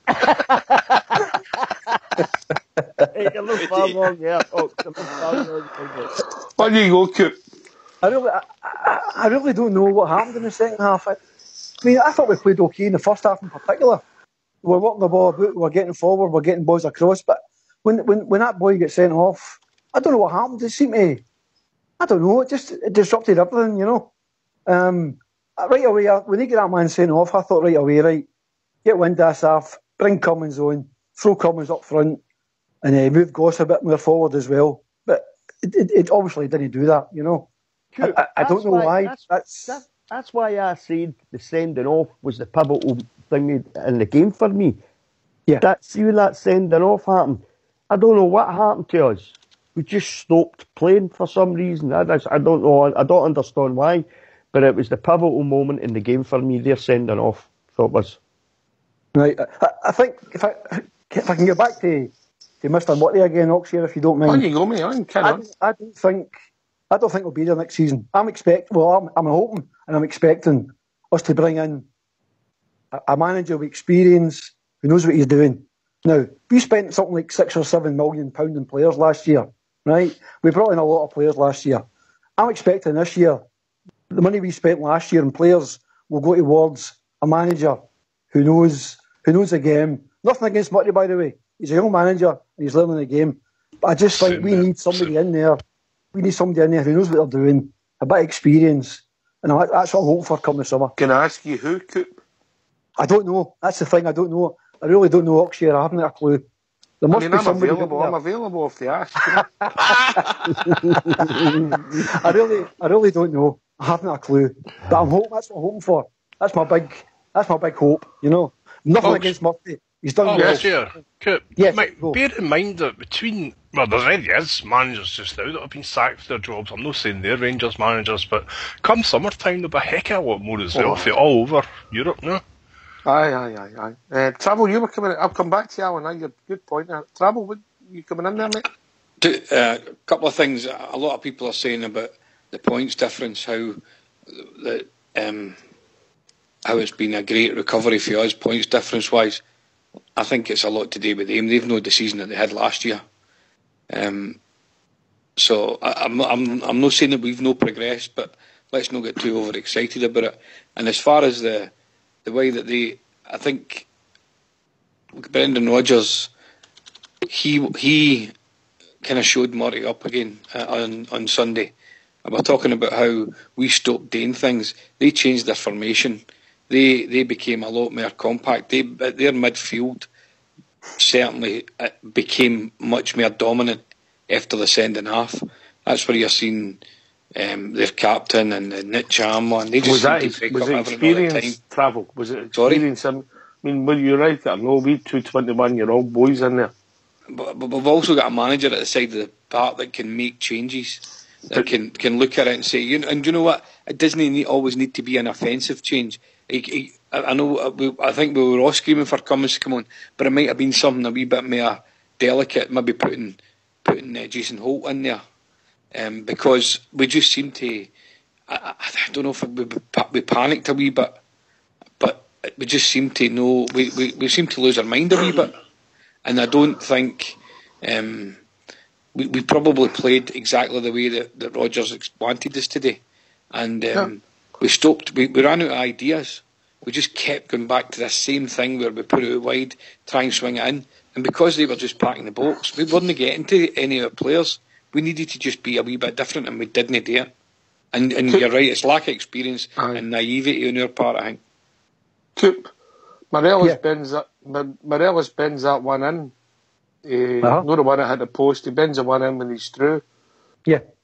We go 3-2 up. They're down to 10 men because they went right up the park for that and scored. And these are the bricks, aren't they? Well, that's maybe the slight difference. I mean, they took their chances and we never. You know, I mean, I'm a big fan of Morelos, and fair enough, he missed 8 chances, but folk were saying if it had been Cummins, he'd have put it away. You can't say that. You don't know what would have happened if it had been Cummins. He might have done the same thing, you know.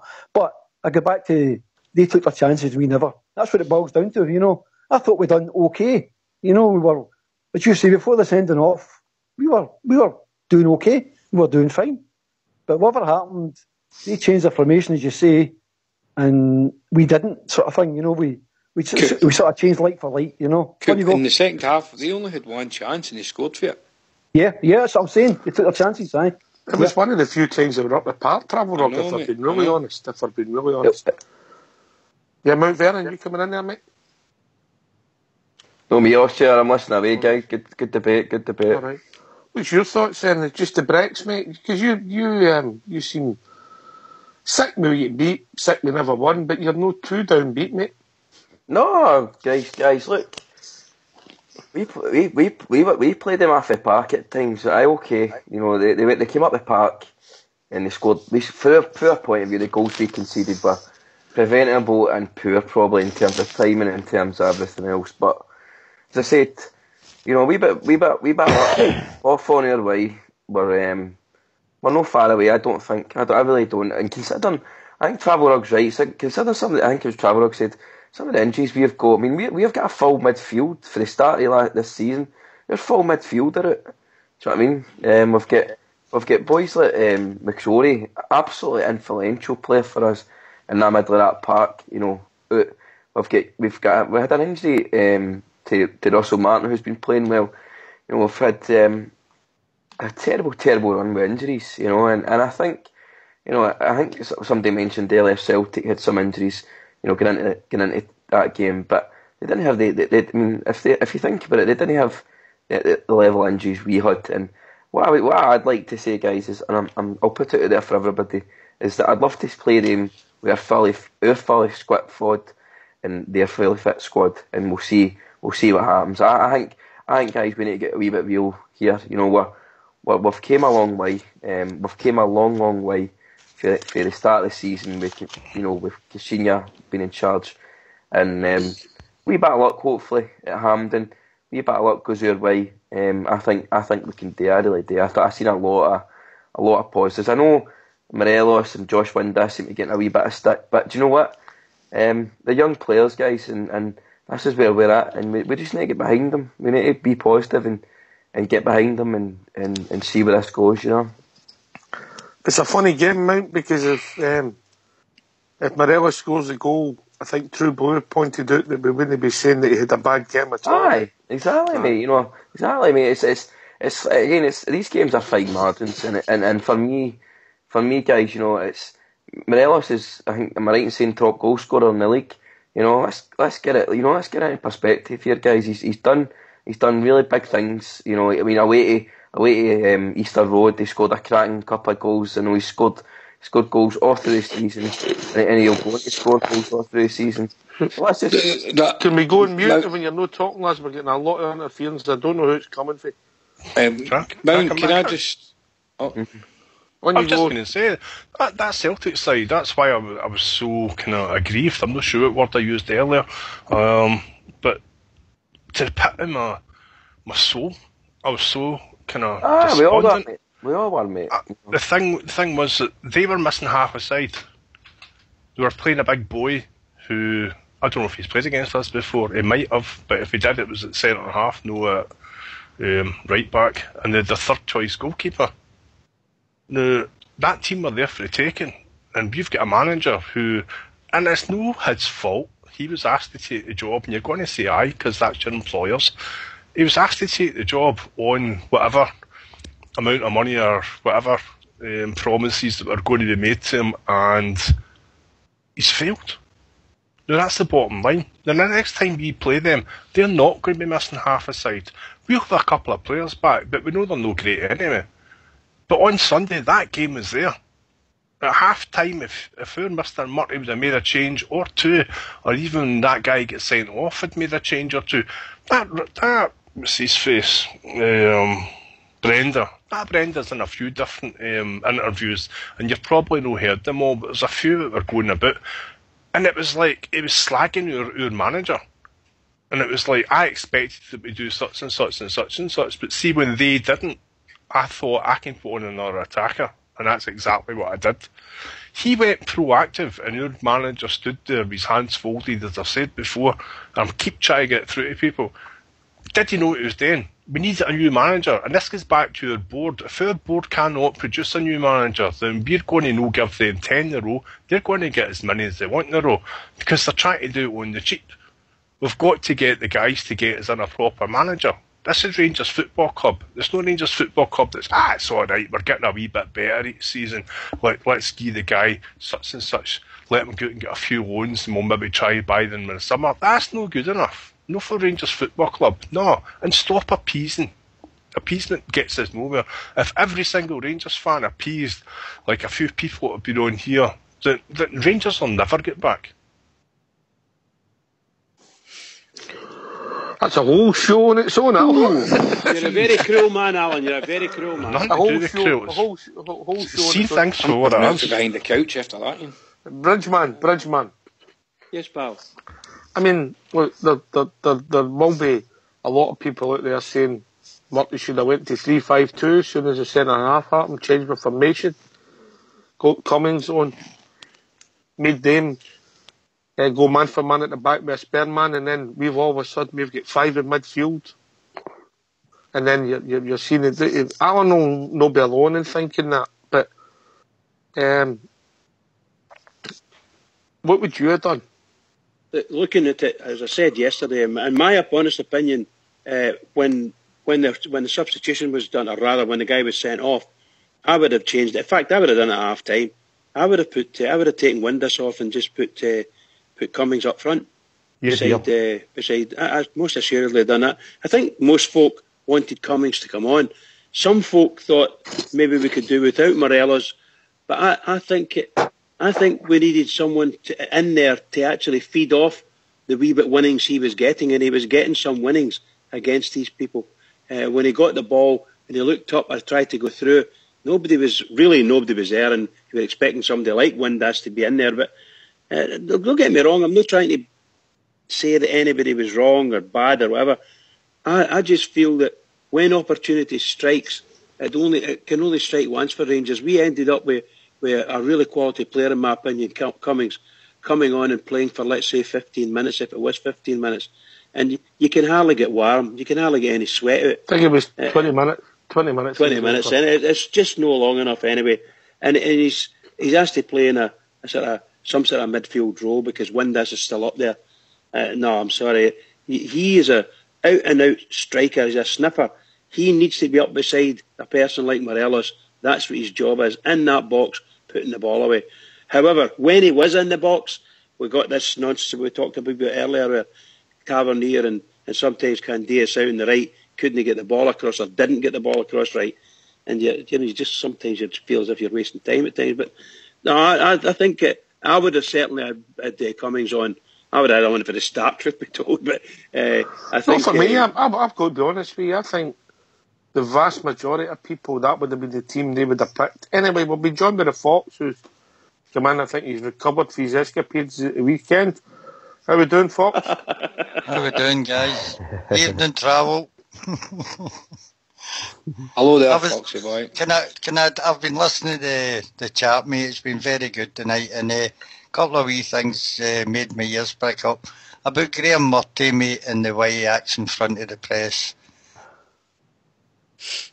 I don't think you would appreciate him, mate, turning out to be something that he's no and starting to act all ballsy with the press, mate. I don't think that's going to work. We would see it as being false ourselves, mate.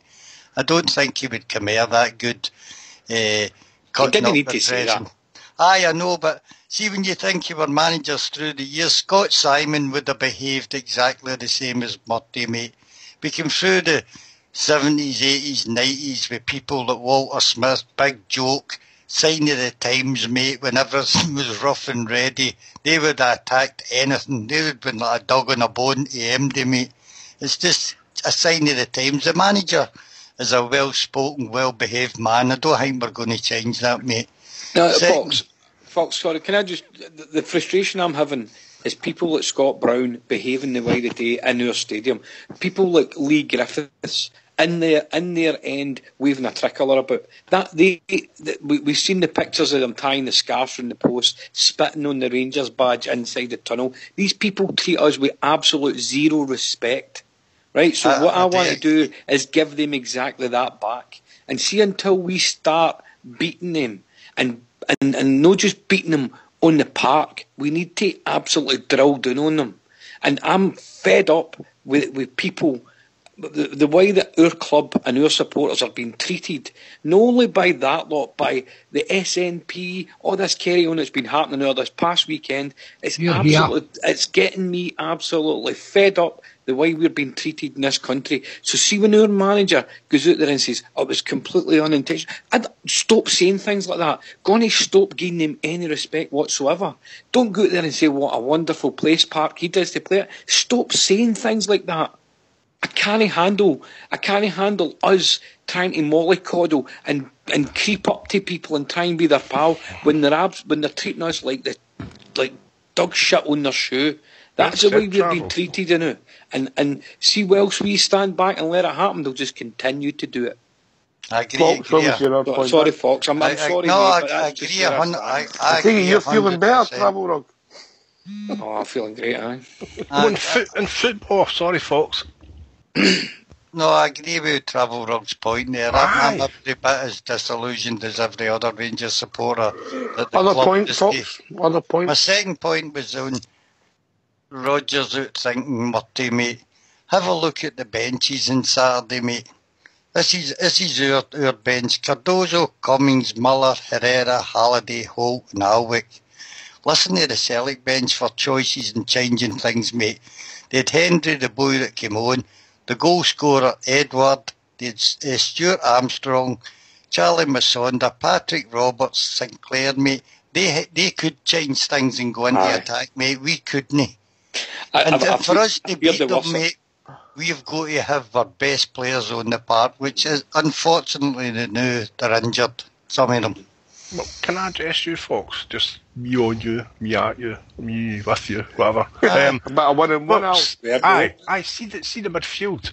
I was saying earlier on, I don't know when it was, not today, but I kept saying the same thing. Everyone granny must have known who our team was going to be, because we all did, and we also knew how we were going to set up. Brendan must have known as well, so I'm not going to be Aye, condescending to say we're doing on that, because everybody did. But when it came to the bit, surely he should have said to himself, we know they're going to go with 3 in the midfield, I've got to play the wee guy Holt. And Holt's no so bad. I mean, he chases a bit, at least he kicks the ball. And if he's kicking it away for a Celtic guy's foot, then that's a good thing. Although he can't beat them in tackles because he's not dead strong. We should have went 3 in the middle. And if we wanted to switch it up a bit, there's not a chance. I know the guy did some good runs, I said that. The fella Murphy, there's no way he was fit, because he just didn't shine. That can do the thing is, Alan, Cummings could have played instead of him. Come on. About 10 minutes to go, Fox. Surely Miller could have come on. You wouldn't believe us. I was screaming to get Miller on. On you go, Fox. The thing is, we were playing well, creating tons of opportunities. We had to find out where we were against Celtic on Sunday, mate. Now, we got beat 3-2, but maybe a bit unfortunate to come out of the game 3-2. But as I say, if you look at the benches, mate, of the two sides, you can tell the gulf in class, mate. We can't change for what we've got because we've not got enough players fit enough. Yeah, and that's where I feel sorry. Every big game that comes up for Murty, we have serious injuries before it. It's just the luck of the game, and that's the way it is. But when we look back now in the comparison, mate, we done all right there 90 minutes. We weren't fantastic, but we competed and we created as many. They had 4 shots in goal, we had 4 shots in goal. I mean, I know you can't look back in time, but at least we've progressed and we can see that. And when the injured players come back, mate, I'm not saying that we'll definitely beat them in the semi-final, but we'll have a better chance for me. Do you know what's Can I come in? Sorry, pal, sorry. Just dead quick, Bridge. What's in my head is mega positive for that semi-final. It's not so much that so-and-so, some of it is, some so-and-so's coming back and all the rest of it. Our players will be playing at Hampden, and I still don't keep him to say this. Our players play better. They don't seem to relish playing with the anticipation or something like that for the fans. When you go, Bridge, and then we'll go to the Coop again, yeah? I was just going to say, we were speaking earlier about some of the decisions that were made by managers during the game. I think what turned out to be, on the surface, a really good decision by the Tirani man to bring on that forward. But the truth of the matter is, if Rangers had won that game, and after him bringing him on, he'd have got crucified. It just worked out for him, and everything turned out. That's the bounce to the ball. Absolutely, 100% right. It's a bad decision by our defence, no pushing him out to the wing or letting him go down force him down to the goal line. All these things all come into it. If he doesn't score that goal, that's a disaster. A terrible decision by that manager. That's the way it goes. Sorry, that's what I'm going to say. All right, Coop, you seem very level-headed in how you've seen the game.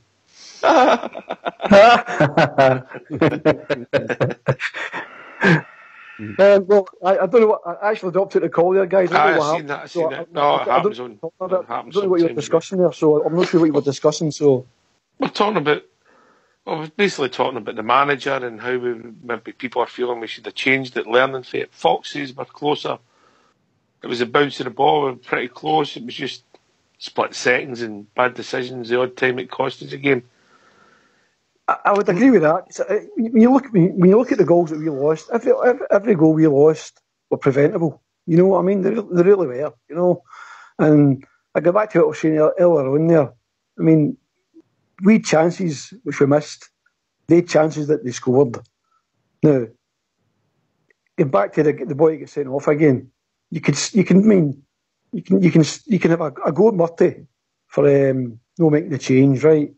Fair enough, that's okay, you can do that. But at the same time, the players have got to take a wee bit of responsibility as well, I think. And I think the way we perform when they get a man sent off, it just, I don't know what happened, but it just wasn't good enough. And I don't think our players need a manager to tell them what they should be doing right. You know what I mean? The players should be experienced enough to know what they should be doing and what they shouldn't be doing. That's what I think anyway. Can I ask you, Coop, this one? Sorry for butting in. That's all right, mate. On you go. We're all going on about the Morelos miss. It was horrendous, and we all know it, mate. Yes, Do you remember back 2 years ago in the semi-final when Patrick Roberts missed an open goal, mate? And what happened then? We went on to win it. These things happen, mate, in football, you know. It's just one of these things, you know. Yeah, they do. That's what I'm saying earlier on there. Folk were saying, if Cummins was there, he'd have scored it. We don't know that. He might have missed that as well. We just don't know. But as you say, Fox, that's football. You win some, you lose some. You take it in the chin, and you move on to the next game. You might not like it, but you move on to the next game. That's it, mate. Cool. Saturday's a massive game for us, mate. Massive. Absolutely. Yep. But I think it was Bridgman was saying all season, every game we've played, it's been a must-win game. And Saturday's no different, you know. We really have to get a victory on Saturday as well, you know. I don't think, I hate to say it, but I don't think it's going to matter now with regards to the league. No. I think it's second place now. We've got to cement second place, you know, we really have. I think we need to cement Celtic the next time we play them for Travelrug's sake. For Travelrug's sake. Because he's obviously raging about it all. Thanks for that, Oxford. I was doing my Harpo marks there. I think second place for going on to next season it's a must. It gets us into the Thursday Cup and the finance it goes along with that, and hopefully the board will maybe increase the budget to take account of any European stuff, you know. I'm still feeling good vibes are coming. Good vibes are coming. Well, I've been hearing that for 6 years now, mate. Well, I'm still thinking progress. You know, somebody's going to be right once. Aye, then we say I told you so. Mount Vernon. Is that me done now? Right? When you go, Trubley, if you finish, mate. No, Mount, you're alright. I wouldn't do that to you, pal. You're a nice young boy. Cheers, mate. Cheers. Oh, I think that's called something, Trubley. No, just look, guys. Like, we're getting there. And do you know what? We've got an arse shot at them.